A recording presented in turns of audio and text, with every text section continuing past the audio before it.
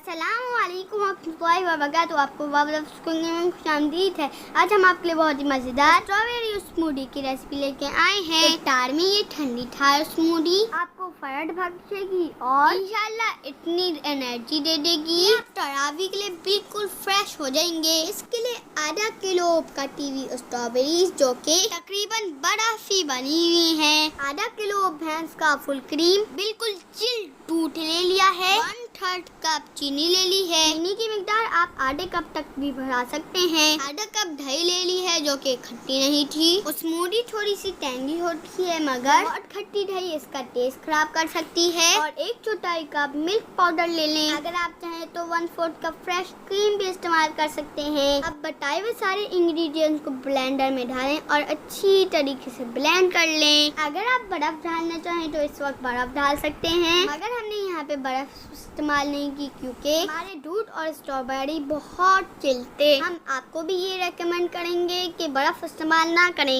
लीजिए आपकी मजेदार स्ट्रॉबेरी स्मूदी तैयार है। इस रेसिपी को जरूर ट्राई करेंगे और आप हमें अपनी दुआओं में जरूर याद रखेंगे। अगर आपको वीडियो पसंद आई हो तो वीडियो को लाइक करें, चैनल को सब्सक्राइब करें और कमेंट बॉक्स में जरूर बताएं। देख ले, जज़ाकल्लाह खैर।